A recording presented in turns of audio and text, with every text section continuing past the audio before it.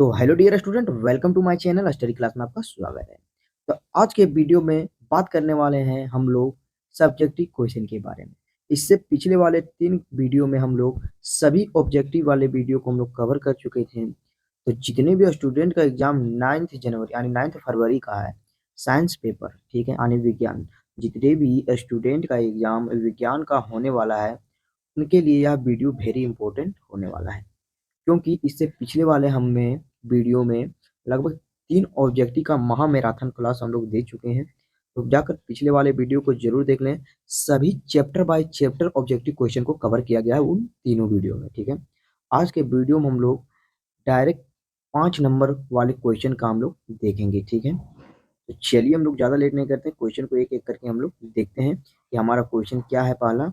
और इस वीडियो में लंबा भी हो सकता है या शॉर्ट भी हो सकता है। तो पहला क्वेश्चन है हमारा कि मनुष्य में दोहरा संचरण यानी मनुष्य में दोहरा परिसंचरण की व्याख्या कीजिए, यह क्यों आवश्यक है, ठीक है। पहला क्वेश्चन क्या है हमारा कि मनुष्य में दोहरा परिसंचरण की व्याख्या कीजिए और यह क्यों आवश्यक है इसके लिए, ठीक है। तो चलिए देखते हैं कि दोहरा परिसंचरण वी ऑक्सीजनित ऑक्सीजनित यानी रक्त शरीर के विभिन्न भागों में मांस महाशिरों द्वारा दाएं आलिंद से इकट्ठा किया जाता है, ठीक है।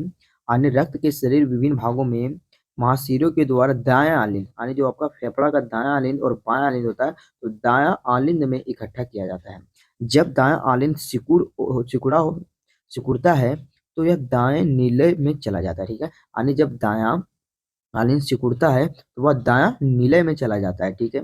जब दायां नीले सिकुड़ता है तो वह वी ऑक्सीजनित रक्त फुफ्फुस धमनी और माध्यम के फुफ्फुस यानी फुफ्फुस में चला जाता है, ठीक है। जहां पर गैसों का विनिमय यानी विनिमय होता है। यह रक्त ऑक्सीजनित होकर फुफ्फुस शिराओं के द्वारा वापसी हृदय के द्वारा बाएं आलिंद में आ जाता है, ठीक है। जहां बाएं आलिंद सिकुड़ता है तो वह ऑक्सीजनित रक्त बाएं नीलेश में आता है, ठीक है। जब बाएं नीले सिकुड़ता है तो रक्त शरीर के विभिन्न भागों और महाधमनियों के माध्यम से वितरित होता था यानी वितरित किया जाता है, ठीक है। अतः इसकी बात करें तो अतः वही रक्त हृदय के चक्र हृदय में से 2 बार गुजरता है और एक बार ऑक्सीजनित होकर तथा दूसरी विऑक्सीजनित रक्त के रूप में इसे दोहरा परिसंचरण के नाम से जानते हैं या कहते हैं, ठीक है।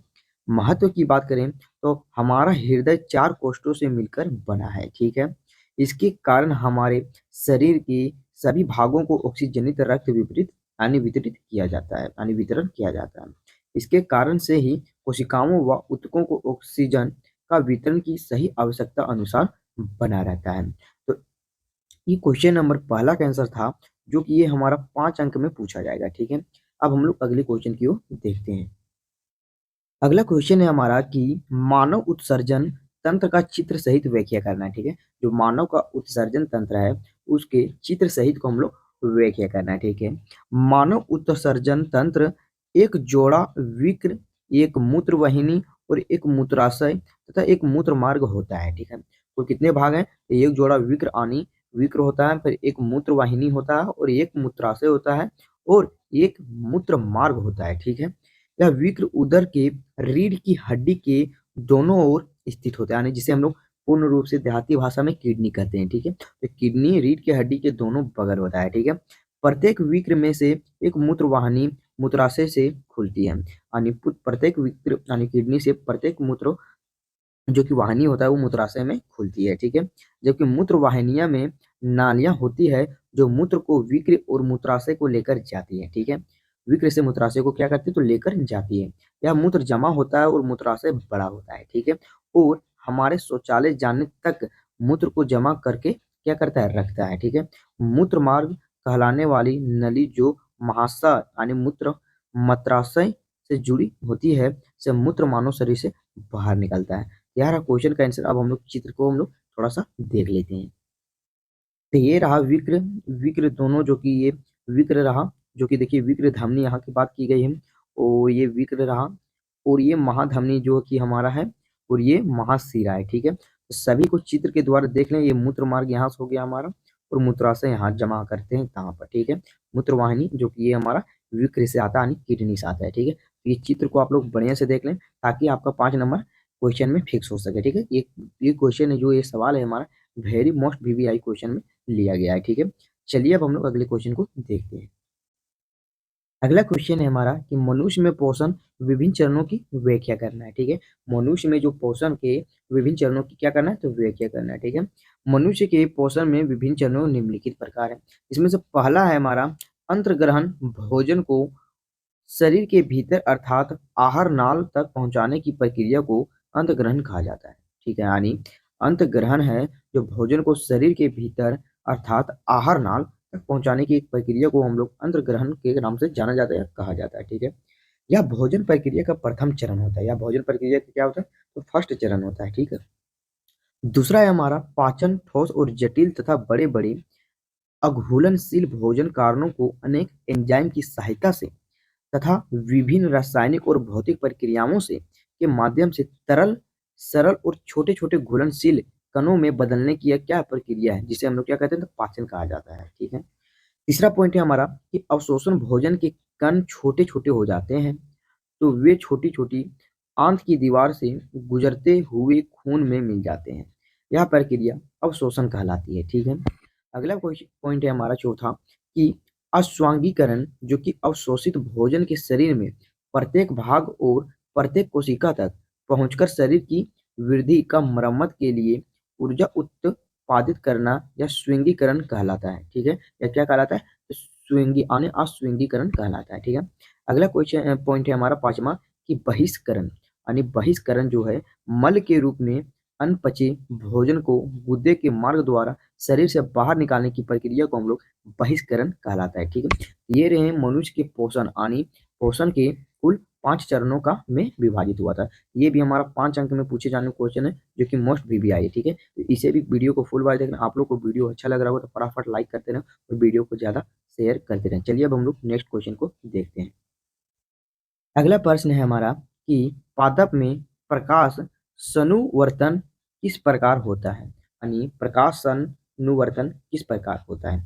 तो चलिए देखते हैं पादप में प्रकाश अनुवर्तन किस प्रकार से होता है। पादप के प्रोह तंत्र के द्वारा प्रकाश स्रोत की दिशा की ओर गति करना प्रकाश अनुवर्तन कहलाता है। ठीक है, जो कि प्रोह तंत्र का प्रकाश के प्रति धनात्मक अनुवर्तन होता है। यदि किसी पादप को गमले में लगा कर इसे किसी अंधेरे कमरे में रखें दें जिसमें प्रकाश किसी खिड़कियां या दरवाजे की ओर से भीतर आता है। ठीक है, तो कुछ दिन के बाद वह प्रोहर अग्रभाग स्वयं उसी दिशा में क्या होती है, तो मुड़ जाती है। जिस तरह से प्रकाश कमरे में प्रवेश करती है ऐसे इसलिए होता है कि प्रोहर शीश के केवल उसी दिशा में स्रावित होने में वाले अधिक ऑक्सीकन ऑक्सीकन जो कि ऑक्सीजन के प्रभाव को नष्ट हो जाता है, जबकि विपरीत दिशा की तरफ हार्मोन उपस्थित रहता है। इसी कारण से प्रोहर प्रकाश की दिशा को मुड़ जाता है। ठीक है, अब हम लोग अगले क्वेश्चन को देखते हैं। अगला क्वेश्चन है हमारा कि एक जीव में नियंत्रण एवं समन्वय के तंत्र की आवश्यकता है, यानी एक जीव में नियंत्रण एवं समन्वय के तंत्र की क्या आवश्यकता होती है। चलिए देखते हैं। जीवों में नियंत्रण व समन्वय के एक तंत्र विकसित कर लिया है, क्योंकि पहला है हमारा कि यह शरीर के सभी परिवर्तन को नियंत्रित करता है और यह इसकी पर्यावरण और हानिकारक परिवर्तनों को क्या करता है, सुरक्षा करता है। दूसरा पॉइंट है हमारा यह ऐच्छिक गतिविधियों का नियंत्रण करता है। तीसरा पॉइंट यह अनैच्छिक गतिविधियों का क्या करता है, तो नियंत्रण करता है। ठीक है, चौथा पॉइंट है हमारा यह जीवों को सोचने, विचारने और विश्लेषण करने और निष्कर्ष निकालने और निर्णय लेने आदि में क्षमता प्रदान करता है। ठीक है, लास्ट और अंतिम पॉइंट है हमारा यह जीवों को अधिकतम लाभ के लिए उचित प्रकार का क्या प्रतिक्रिया करने की सहायता देता है। इसके कुल 5 पॉइंट हैं, तो पांचों पॉइंट को आप लोग ध्यान से देख लीजिएगा ताकि आपका 9 जनवरी पेपर आने विज्ञान पेपर में ये प्रश्न आए तो ये भी क्वेश्चन से एक पॉइंट भी ना छूटे। ठीक है, चलिए अब हम लोग नेक्स्ट वीडियो में मिलते हैं। ये तो 5 नंबर का था। अगर वीडियो आप लोग का अच्छा लगेगा तो वीडियो को फटाफट लाइक कर देंगे और वीडियो को ज़्यादा शेयर कर दें। और अगले वीडियो में हम लोग मिलेंगे, जो कि वहाँ पर हम लोग 1 नंबर वाले क्वेश्चन को देखेंगे, नहीं 2 नंबर वाले क्वेश्चन को देखेंगे और 3 नंबर वाले क्वेश्चन को देखेंगे, ठीक है। दोनों को हम लोग साथ में लाएंगे जो कि महा अब मैराथन होगा, ठीक है। चलिए नेक्स्ट वीडियो में मिलते हैं, धन्यवाद।